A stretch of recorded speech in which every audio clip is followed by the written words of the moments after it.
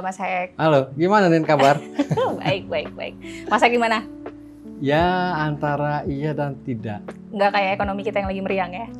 Iya, itu kan Mas, persoalan itu bukan hanya ekonomi negara secara nasional, tapi ekonomi kita atau ekonomi saya juga. Wah, ini nih apa nih, mau masak apa nih hari ini kita nih? Ini betul-betul apa namanya data BPS ya, yang 5 bulan terakhir itu, yang terakhir diumumkan itu soal deflasi, itu betul gue banget gitu loh. Soal ya daya beli menurun, walaupun ya itu menarik, kita bisa masak itu turunin. Kenapa? Karena pejabat-pejabat pemerintah itu membantah bahwa deflasi, laju penurunan harga itu karena karena penurunan daya beli. Itu kan pada membantah tuh. Oh iya, argumen-argumen soal, tapi konser habis mulu nih gitu ya. Apa tuh konser Rosa bisa sold out gitu ya? Iya. Nah itu gimana tuh? Kita masak yang itu ya. Ya oke, kita masak gini, yang itu. Sekarang gini, kita pakai definisinya dulu. Oke. Nah, deflasi itu adalah kebalikan dari inflasi. Inflasi itu adalah laju kenaikan harga. Jadi kan BPS itu ngukurnya gini. Ini ada konsumsi ada komoditas-komoditas nasi, beras apa segala macam itu kemudian menjadikan satu. Kemudian juga ada tembakau. Nah, ini kemudian sama BPS disebut all index. Nah, ini secara nasional nih BPS ngitung ini secara agregat kalau mereka nyebutnya itu ya, secara nasional secara keseluruhan. Nah, kemudian ini dibuat indeks namanya indeks harga konsumen. Nah, indeks harga konsumen ini ada tahun dasar. Misalnya tahun dasarnya itu misalnya tahun 2018, maka tahun 2018 sama dengan 100. Kalau tahun 2023, 2024 itu 101, berarti masih naik. Mungkin lebih rendah kenaikannya dibandingkan tahun-tahun sebelumnya. Artinya apa? Melambat gitu kan. Nah, kalau memang naik itu terjadi yang namanya inflasi. Tapi kalau kemudian terjadi kontraksi gitu ya, kebalikannya itu terjadi kemudian yang kita sebut dengan deflasi.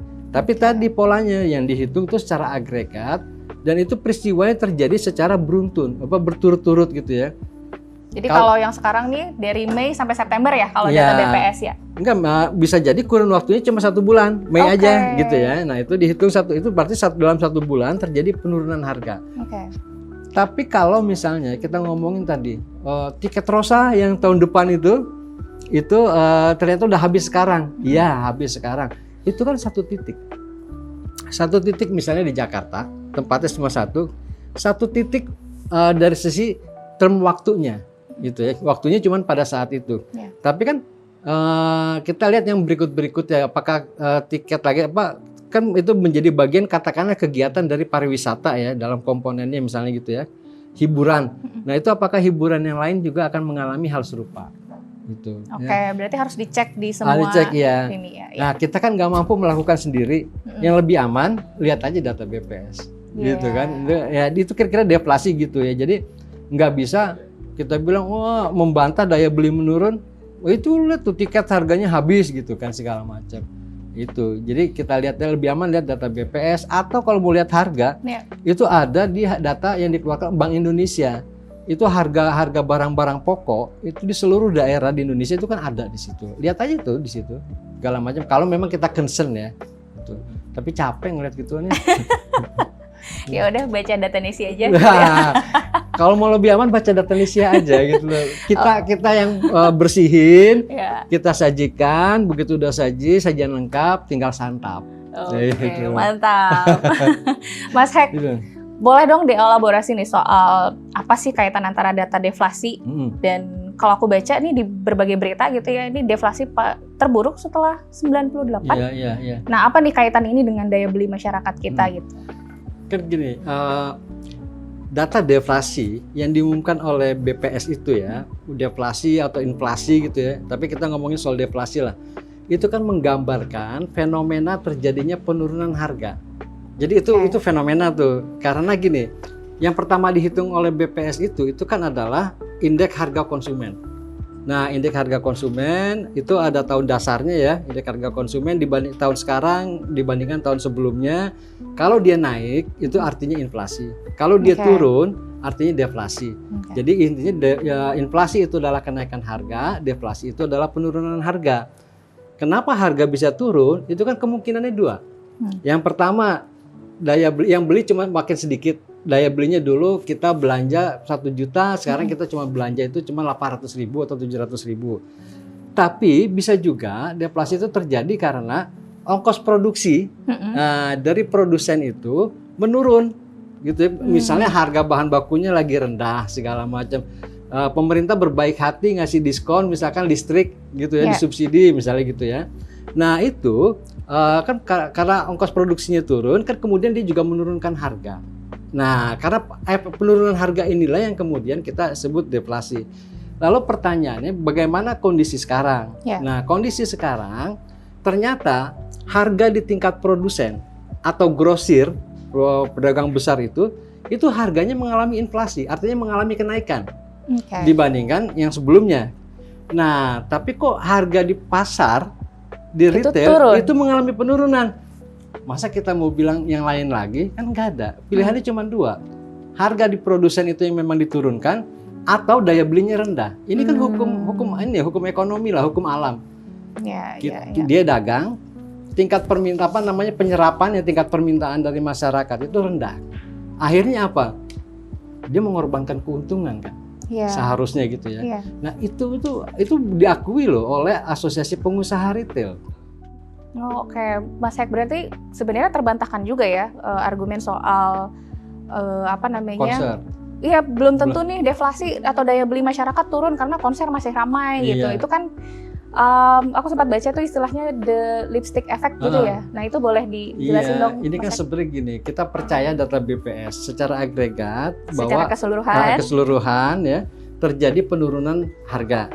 Kalau kita terjadi penurunan harga, kan kemungkinannya dua tadi ya. Karena dari produsen atau karena tingkat permintaan dari konsumen. Nah, produsen harganya masih naik. Yang memungkinkan adalah konsumen. Jadi ya sudahlah, kita berasumsi dari sini bahwa ini karena daya beli melemah. Lalu pertanyaannya, kenapa ada ini yang soal lipstick effect? Lipstick effect itu kan sejarahnya gini. Ketika kondisi lagi resesi, orang masih sempat-sempatnya tuh belanja lipstick gitu ya untuk mempercantik diri. Itu kan bisa karena dia pengen hiburan gitu ya, menghibur dirinya biar tampil tetap cantik gitu ya. Terus kemudian bisa juga ya supaya dia kelihatan lebih gaul lah gitu ya. Nah ini kemudian merambat ke istilah ini, kemudian berkembang dipakai kemana-mana. Nah itu bisa jadi yang memang kayak konser itu adalah bagian dari lipstick effect. Kenapa itu menjadi bagian lipstick effect itu? Seolah-olah gitu ya, supaya nggak ketinggalan tuh ada K-pop, nggak ketinggalan itu, kemudian nggak ketinggalan konsernya Rosa. Jangan-jangan nih, kalau kita tanya ke teman kita, duitnya itu dari pinjol, karena pinjaman pinjol naik terus. Itu berisiko tinggi, karena faktanya gitu ya. Selain tadi penjualan mobil turun, kemudian penjualan retail sudah mulai melandai, tabungan masyarakat itu sudah mulai menipis gitu ya. Nah kemudian juga kalau kita lihat tuh operasi pabrik ini kalau di ekonomi diindikasikan oleh indeks manufaktur ya. Ini menyerap 19 juta tenaga kerja loh secara nasional. Itu sekarang pabrik sudah mulai banyak yang tutup. Kalaupun nggak tutup, produksinya dari misalnya 12 jam diturunin jadi 10 jam atau 8 jam. Makanya nggak heran PHK bisa di mana-mana tuh sekarang itu. Lonjakan PHK-nya luar biasa. Iya, mungkin karena PHK, stres, udahlah nonton konser Rosa aja deh. Nah ini kan lipstick. Padahal kondisi lagi susah dirinya, tapi dipaksakan tampil gemilang atau celingnya. Oke, Mas Hek, ini bahaya nih. Berarti kalau misalnya nih deflasi atau penurunan harga barang ini terjadi, daya beli masyarakat ini terus menurun, kira-kira apa yang akan terjadi, Mas Hek? Ini loh, yang kita harus sadari itu misalnya gini, yang namanya konsumsi rumah tangga, itu kan kalau kita lihat perekonomian kita, itu kan mesin utama penggerak ekonomi. Jadi kalau dia kontribusinya ya, kalau kita lihat istilahnya itu kalau di BPS itu ada produk domestik bruto dari sisi pengeluaran, ada produk domestik bruto dari sisi lapangan usaha. Nah ini dari sisi pengeluaran itu ada konsumsi masyarakat, ada investasi, ada ekspor bersih, ada belanja pemerintah. Nah konsumsi masyarakat ini kontribusinya 55%. untuk perekonomian negara. Ya, perekonomian nasional ya. Jadi artinya kalau yang mayoritas ini kemudian turun gitu ya, melemah, kan bisa merambat kemana-mana. Kalau ini melemah, investasi swasta mikir dong, ngapain gue investasi, daya beli masyarakat lagi nih, udah deh wait and see dulu deh, itu kan. Nah, yang nanti kena efeknya itu efeknya secara nasional udah jelas, ekonomi kita juga akan mengalami tekanan gitu ya. Gitu. Nah, yang jadi korban apa nanti? Belanja pemerintah, kan dia harus memberikan subsidi segala macam supaya ekonomi itu bergerak gitu ya. Karena motor utamanya ya masyarakat gitu. Oke, nah nih cerita masyarakat nih dalam hal situasi daya beli menurun ini juga, Mas Hek. Kelas mana nih sebenarnya yang perlu diperhatikan atau yang terdampak nih? Kelas saya nih. Jadi gini. Kelas saya juga, Mas Hek. Gini, kan kita juga lihat belakangan belum lama tuh ada kajian dari UI itu ya, itu kelas menengah kita yang hampir menengah itu sudah mulai mendekati kemiskinan. Kemudian yang menengah sudah mulai ada turun hampir menengah, kira-kira gitu. Tapi kalau kita pakai formatnya data BPS, itu kan ada, kita dibagi masyarakat itu kelompoknya dari sisi pengeluaran ya, itu ada namanya desil 1. Desil sampai 10, jadi desil 1 itu adalah 10% ya. Nah, kelompok masyarakat 10, desil 1 dan 2, 20% ini biasanya masuk kategori masyarakat kemiskinan. Masyarakat miskin itu kalau garis kemiskinan katakanlah 500.000, dia di sini nih pengeluarannya, maka dia miskin gitu ya. Nah, pertanyaannya, yang mana yang mesti diiniin oleh pemerintah, diperhatikan oleh pemerintah? Kalau pemerintah hanya memikirkan masyarakat, artinya perekonomian nasional, maka yang diperhatikan itu bukannya orang yang miskin ini, karena belanjanya kecil. Tapi orang-orang yang tadi, yang sudah lewatin garis miskin, artinya dia di sini, dia tidak miskin, tapi dia juga menuju kelas menengah nih, misalnya gitu. Nah, misalnya yang pengeluarannya kira-kira 800.000, 900.000 per bulan, per kapita ya, per orang. Nah, bukannya per keluarga. Nah, itu kemudian inilah yang ditopang oleh negara. Nah, sehingga dia kan belanjanya gede nih. Nah, maka dia akan menggerakkan perekonomian. Itu kalau pemerintah yang butuhkan adalah lipstick. Jadi hanya ingin memoles perekonomian. Tapi kalau pemerintah pakai hati. Nah, ini persoalannya hati. Kalau pemerintah pakai hati, merasa tanggung jawabnya terhadap masyarakat.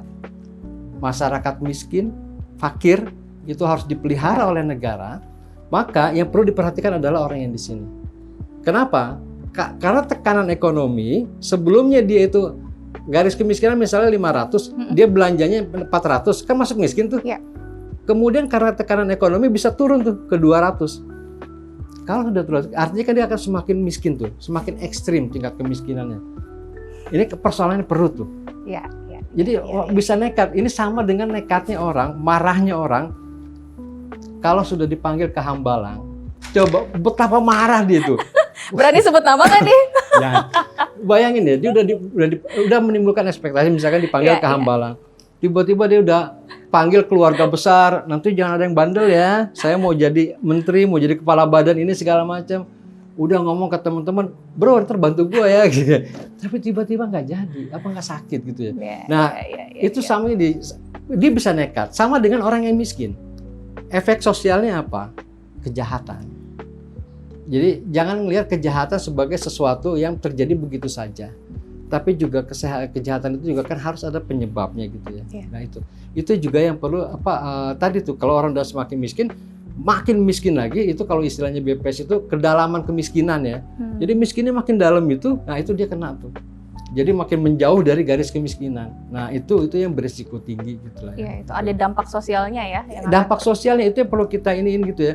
Nah memang juga selain membantu kayak begitu ya, pemerintah harus memilih. Memang ya artinya jangan harus memilih kayak begitu gitu. Tapi kan juga harus ada keseimbangan lah antara yang dibantu yang di kelas menengah tadi, sama juga dibantu yang ini, yang orang miskin itu kan dari sisi fiskal, anggaran ya, dari sisi anggaran. Tapi juga kan bisa dengan cara-cara lain. Cara-cara lain itu apa? Kenapa orang nggak punya duit? Mungkin pekerjaannya berkurang, Dulu dia kerja 10 jam, misalkan per minggu, per hari gitu ya, kemudian dia dapat kalau dia dibayar per jam gitu ya kan lumayan. Tapi kemudian pekerjaannya turun. Ini artinya apa? Dunia usahanya kan sedang melesu. Nah, ini juga, ini bukan pemerintah nih, ini Bank Indonesia. Cobalah ramahlah dengan suku bunga. Jangan gara-gara misalnya Amerika sedang rame-rame menaikkan suku bunga, wah jangan nanti ada pelarian modal nih, nah itu kan. Kita naikin aja, ya jagalah keseimbangan, jangan kemudian genit gitu ya, di sana naikin suku bunga, ramai di pemberitaan, pemerintah harus naikin suku bunga, ya yang untung yang punya duit juga. Kalau kayak gitu, sekali-kali tahan lah gitu. Tahan, kalau perlu ya turunkan dikit, supaya ekonomi bergerak nih gitu. Orang takutin, biaya istilah ngetopnya itu cost of fund, biaya mendapatkan dana itu menjadi mahal. Dunia usaha kan takut. Gitu. Apalagi sekarang kredit investasi sudah mulai menurun, kredit untuk kegiatan produksi juga sudah mulai menurun. Gitu. Kalau kita lihat data di BI ya, nah itu kan memberikan sinyal yang memang tidak baik ekonomi kita itu. Oke, Mas Hek. Kalau tadi berarti pemerintah harus memperhatikan masyarakat kelas miskin dan juga kelas menengah begitu ya. Nah kalau untuk kelas atas nih, middle up, upper class gitu ya. Itu apa yang bisa dilakukan oleh pemerintah? Ada nggak? Ada. Apa tuh? Nih, yang selama ini orang tidak tahu nih, tidak diungkap dengan baik oleh negara. Mereka itu sekarang gini, mereka ini kalau kita bilang middle up itu, mereka kira-kira punya uang itu 1 miliar atau 5 miliar ke atas lah ya, di tabungan gitu ya.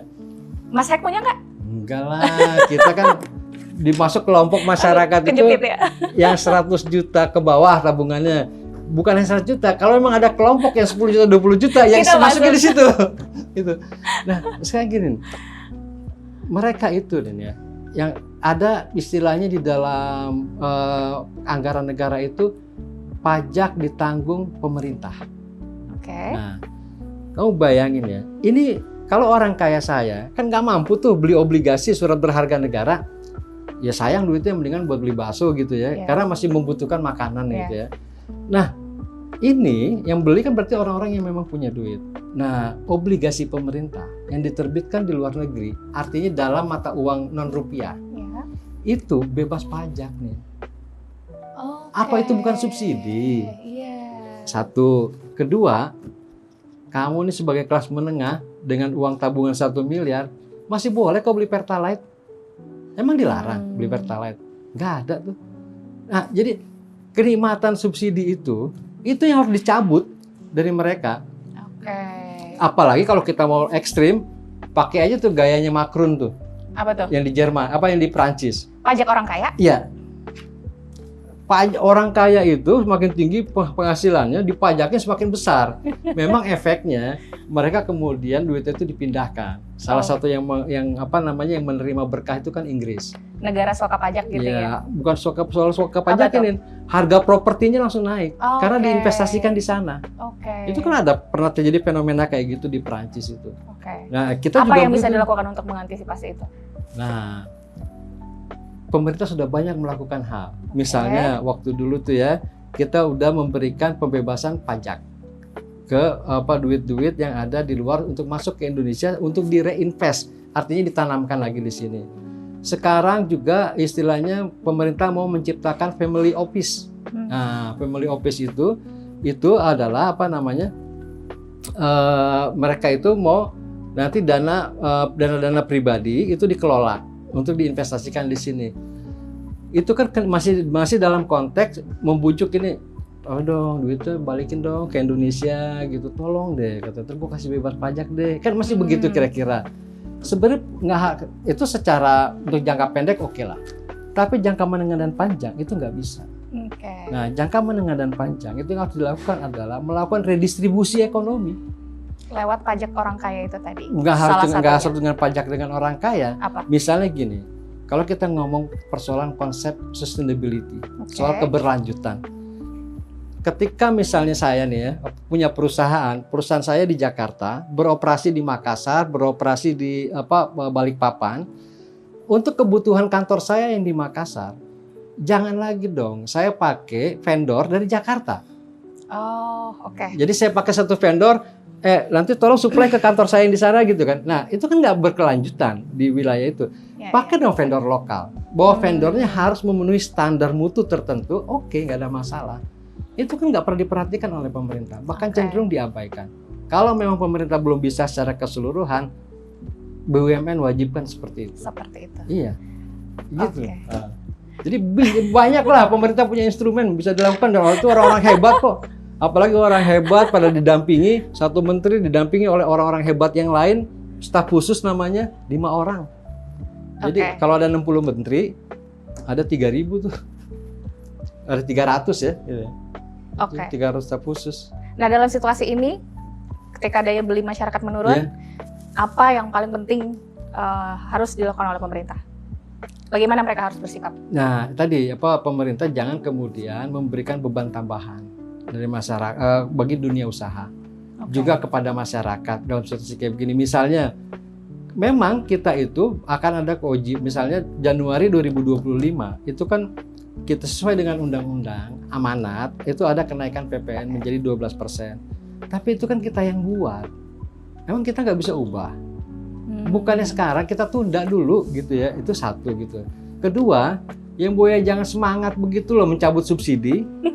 Kalau kita baca tuh di pemberitaan, itu kan ada subsidi energi sudah dikurangi 1,1 triliun untuk tahun 2025. Ya, jangan terlalu bersemangat lah mencabut subsidi itu. Atau nanti tiba-tiba kita Pertalite hilang. Nah, itu kan Pertalite hilang karena kita harus beli Pertamax misalnya gitu, kelas gitu, RON 92 semua. Nah, ini kan menambah beban masyarakat. Janganlah. Jadi itu juga kepada dunia usaha juga pemerintah jangan juga tambahan biaya. Gitu, biaya pungutan-pungutan di jalan itu dibersihkan lah, yang kayak gitu-gitu, supaya alur logistik kita itu juga lebih lancar dan efisien dari sisi biaya. Gitu. Jadi tidak memberatkan dunia usaha juga ya? Iya, sehingga ongkos produksinya jadi lebih efisien. Jangan ongkos produksi nanti di dalamnya ada biaya X. Iya. Itu yang gawat tuh. Oke. Kalau untuk dunia usaha, Mas, kira-kira harus seperti apa? Dunia usaha kalau menurut saya tuh gini. Jangan terlalu juga tergesa-gesa kemudian memutus hubungan kerja. Nah, itu kan memang sekarang gini, mereka kan diperbolehkan. Misalnya gini, sejak ada Undang-Undang Ciptaker, itu kan orang itu boleh kontrak setahun, ditambah lagi setahun, kontrak seumur hidup kan masih boleh nih. Nah, atau ketika sedang melandai kayak begini, jangan buru-buru lah. Udah kita turunkan aja produksi. Oh, ini kelebihan, ini tenaga kerja. Jangan juga begitu gitu loh. Apalagi caranya tidak benar gitu ya. Karena nanti akan berbalik ke dia juga gitu ya. Nah, terus kemudian apa sih susahnya pengusaha yang biasanya untungnya misalnya satu produk itu 1.000, kemudian diturunkan menjadi 700, kan tetap untung. Ya sekali-kali berkorban lah. Jadi korbankan margin pada laba untuk supaya masyarakat itu jangan korbankan kemasannya, harganya kan jadi tetap. Itu bahkan bisa lebih mahal. Jadi jangan cuma kemasannya tadinya 250 gram diubah menjadi 100 gram. Tapi setelah dihitung secara total 250 gram malah lebih mahal. Janganlah. Itu turunkan aja marginnya, labanya gitu supaya jangan sampai itu membebani masyarakat gitu loh. Iya, ini ikhtiar supaya kita selamat bersama-sama ya. Persis. Kita mau tenggelam bersama-sama atau you tenggelam sendiri gitu loh. Oke, terakhir nih Mas, kalau untuk masyarakat sendiri kira-kira apa yang bisa dilakukan nih dalam situasi ini? Ya, tadi masyarakat itu yang paling penting itu meredam hasrat ya, hasrat untuk berbelanja. Kita harus memilih. Betul, ini bukannya sering kali kita bicarakan, tapi sering kali pula kita lupakan. Misalnya gini, membedakan antara kebutuhan dengan keinginan. Lebih baik kita prioritaskan kebutuhan. Gitu ya. Jadi yang untuk keinginan, ya kalau memang masih ada lebihnya oke lah. Keinginan nonton, ya kita jalan. Tapi kalau misalkan sebulan biasanya 3 kali, turunin lah jadi 1 kali atau 2 kali gitu ya. Atau kita cari yang lebih murah, misalnya langganan yang lain-lain gitu ya. Itu jadi hasrat gitu ya. Jadi untuk kebutuhan-kebutuhan tersier segala macam itu mulai turunin lah. Kalau ada niatnya pergi ke luar negeri tuh, mau liburan, ya untuk sementara pergilah ke dalam negeri, ke Toba, ke Bali, ke Lombok, kemana-mana, masih bisa gitu. Kan substansinya sama, liburan gitu. Oke, jadi tetap menyesuaikan dengan kondisi menyesuaikan. Mau beli pakaian juga begitu. Ada rencana mau beli pakaian 3 pasang, ya 2 pasang juga masih cukup, kan gak ada masalah. Jadi keinginan itulah yang diredam. Tapi kalau kebutuhan kan nggak bisa diredam. Kalau ngopi? Kalau ngopi, yang biasanya ngopinya yang seharganya 40.000, turunin lah yang 25.000, kan sama-sama Arabica. Oke. Nah, kayak kopi kita ini. Oke, Mas Hek. Iya, jadi jaga kewarasan dengan tetap minum kopi. Itu. Asal ingat kondisi diri. Asal ingat kondisi diri gitu ya, jangan berlebihan. Gitu. Oke. Ya. Terima kasih banyak Mas Hek. Teman-teman terima kasih banyak sudah menonton obrolan kita. Semoga bermanfaat untuk teman-teman semua. Sampai jumpa di aksi memasak kita berikutnya. Dadah. Iya, semoga tidak terlalu asin ya. Iya, gitulah. Kopi nih.